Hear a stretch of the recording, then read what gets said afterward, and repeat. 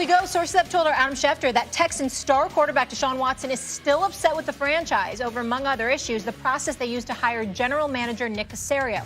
One source told ESPN's Sarah Barshop the Texans have had internal conversations about possible trade partners and what their quarterback position would look like in the future without Watson. On that note, we bring in Big Swagoo, my guy, Marcus Spears. Been too long. Always a pleasure to see you, sir. What's up, I will be with you in just a minute. Nothing. That video, by the way, you guys showed on Get Up of Kendrick Perkins' son was absolutely hilarious. The Jeff Saturday flop segment. I was going to tell First Take producers we need to see it. I haven't seen it yet. Oh my! He tweeted it out if you want to see it. Maybe we can get it later in the show. It is hilarious. What's up, Stephen? May I interject for a second? Yeah. What the hell is wrong with Marcus Spears? Why? I mean, he said, "Hey, Molly." I mean, Max, and we just. Hey, what are we chopping? She spoke. I mean, what's up with that? She spoke. What's up with that? That's my people. You don't know how to mind your manners. You don't know how to say hello to everybody. Hi, Stephen A. Hi, Max. Thank you. Hey, Let's Marcus. go, Molly. All right. Let's go. Right? Don't make me have to tell you that again. Let's go. Don't make me have to tell you that again. Let's go. I usually wear suits and ties on this show, too. Oh, my goodness. For this today. Y'all are Mind your manners. Stephen A., you got a basketball build. Max, you got a bad back. Let's all settle down. Max, how did the Texans... Listen, what are you going to do, sit on me? What do you think we're going to do Oh, against can you Marcus, guys even stay, with a good back? can you stay focused so we debate? People come for the debate. I saw you boxing. I ain't got to sit on you. I saw you practice boxing. Listen. Now, hold on. Let me tell you something. I'm the best boxer on the show. Everyone knows this. Wait a minute. That was a long time ago. Stay tuned. Oh, please. Okay. I got hands. This dude winds up in a sling. So you think you Nate Robinson? Non-contact injury coming. Could you imagine me hitting Marcus? I'd fall. I thought you were getting ready for the Celebrity All-Star game. I thought that was your focus. Stay focused on one thing, all right? That is. Max, will you answer my question now? Yeah. Do you want to debate? Cool. do. How do the Texans look right now? Like the worst franchise in football. The worst. Number one worst in football. I don't even have to go into how great Deshaun Watson is. As a player, Mike Greenberg did something which he then tweeted out, which I suggest go follow Greeny on Twitter and look at because he broke down statistically what Deshaun just did this past season. With only 3 other quarterbacks in the history of the game have ever done it. He was so great, and the Texans' defense was so bad. And they got rid of his boy and one of the best receivers in the game with maybe arguably the best set of hands of all time, certainly on a very short list. Larry Fitzgerald, a couple other guys in DeAndre Hopkins. This organization did that without telling them? Could you imagine Joe Montana in his prime? They call him into the office. Yeah, Joe, they don't know. He's watching SportsCenter and he finds out they traded Jerry Rice. It would never happen, right? The disrespect that they've shown Deshaun Watson. They hire a firm for hundreds of thousands of dollars to go on a search for a front office, for a coach, and they come back and suddenly the owner decides 11th hour, no, I'm just going to hire this other guy. Deshaun said, would you just listen to me? I'd like to give some input. You don't have to take it. I'd like to have some input. They said, no, don't worry about that. Do you understand they've so alienated Deshaun Watson, who is, by all accounts, including our own experiences talking to him, the leader you want? He has that magic pixie dust that sprinkles it on everything. Everyone believes they can win in college, in the pros. He is exactly the kind of leader you want on the team. Do you understand? You've alienated him to the... Let's say you could trade Deshaun Watson and get a haul of picks and do everything you wanted to do. You know what the whole point would be? To one day, maybe your franchise could acquire a player almost as good as Deshaun Watson, who you had on your team. And trust me, he won't be on the team for long. No one's going to want these Texans jobs now. No one's going to want to work for the Houston Texans after how they just botched this situation with Deshaun Watson. They look like the worst franchise in football. I don't disagree with you, but I want to take it a step further, and I'll ultimately admit that, this is just my feeling, and this is not about First Take, this is not about anybody else, because it's going to be relatively controversial, but I'm going to say the damn thing anyway. Because the reality of the situation is that sometimes, even though we're incredibly hesitant to attach guilt by association, we have to take into account certain situations. Think about the times that we're living in, social justice issues and things of that nature. Think about what their dad, God rest his soul, Bob McNair's position was running this franchise as owner of the Houston Texans. He was not somebody that was considered relatively sensitive to those things. Remember that prior to George Floyd's killing, even a year or two earlier, there was some beef involving DeAndre Hopkins. And even though I took the position that, you got a contract, you got to go to work. You can't. I mean, if everything was contingent on liking what your boss had to say, most of us wouldn't have jobs. You can't allow that to prevent you from going to work. Nevertheless, he had offended DeAndre Hopkins because of sentiments that he possessed, and he expressed that, the inmates running the asylum or something like that, if I remember correctly. He used something along those lines, and DeAndre Hopkins had gotten offended by that. I'm bringing all of this up to say the McNairs are who still run the Texans. And so when you take it into that realm, yeah, they gave Deshaun Watson his money.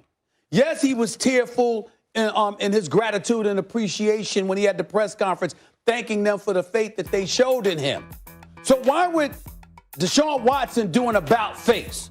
There's only one logical explanation. And yeah, you can point to Deshaun, to them trading DeAndre Hopkins. You can point to a few things that he did not like.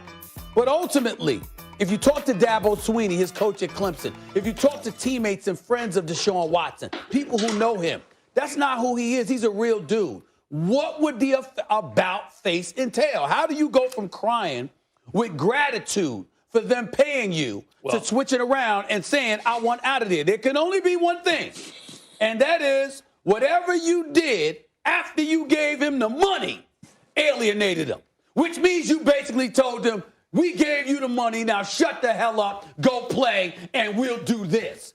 And that is the one thing that could have offended him to the point that he's so offended by that he has done an Shut the hell up and go play with no one. Go play with no one. Without a defense, without an offense, just go play by yourself. What? That's what they did to him, and he was like, yo, this is not what this was supposed to be about. That's the only reason Deshaun Watson would act like this, where he's like, I don't want to have anything to do with y'all.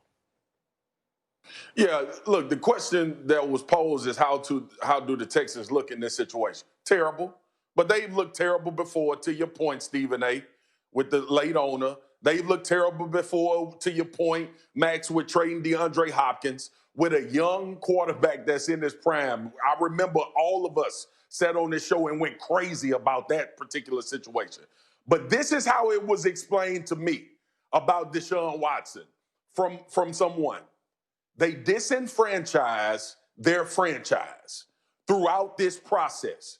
Had nothing to do with the contract, and I'm so glad you said that, Stephen A., because I don't know one football player in the NFL, if you put $170 million in front of their face, they're not going to take it, or 150, whatever it is. But that doesn't mean there aren't underlying issues with what's going on, and now it's come to a head because of this particular situation. But this is not the first incident, obviously, with the Houston Texans. Here's my problem. Here's my problem with the whole thing. When you look at all of these teams that we see in the playoffs or we saw in the playoffs, and you think about their quarterbacks, and you think about the impact that the quarterbacks have on the roster. I think about when Stephen A. talks about Aaron Rodgers being a bad man and all of that stuff. And I think about the whole thought process when they drafted Jordan Love and how everybody was talking about, oh, this is the worst thing and the Packers have done a disservice and all of that. Come to find out, Aaron Rodgers and LaFleur have had a pretty good situation. They've been in contact with each other. They've talked. He's expressed the things that he's needed to see as far as the Green Bay Packers. Deshaun Watson is the only light in Houston. J.J. Watt, obviously, but Deshaun Watson is the guy. And you decide not to consult, not to have his input on his future. That's the thing I think people need to understand. This is not just about Deshaun Watson needing a say in the head coaching hire. This is his future. By the way, the position as an organization. J.J. Watt reportedly apologized to Deshaun Watson. Yeah. And he's owed an apology. Good for J.J. Watt. I want to say one thing quickly, Stephen A., before I give it to you. When people talk about the contract as though they did a damn thing for Deshaun Watson, I want to be very clear. Everyone read my lips. McNair didn't do a damn thing for Deshaun Watson. He deserves zero credit for giving him the money because every single owner in the NFL who had Deshaun Watson at quarterback was going to pay Deshaun Watson. There's a cap in the NFL. When you get a quarterback like Deshaun, and no doubt that dude's a superstar, they always pay him 100% of the time. Don't tell me Dak Prescott. I like Dak a lot. He's not Deshaun Watson. Deshaun Watson would have been paid by every single owner in the NFL. The Texans deserve zero credit for that contract. Well, first of all, you're right, number one. Number two, nobody was giving them credit. We were just pointing out how Deshaun Watson gave them credit. I know you weren't. And so the point that I'm making is that because he was last seen being so publicly gratified and appreciative of the investment, and those words were the faith they showed in him. He used those words.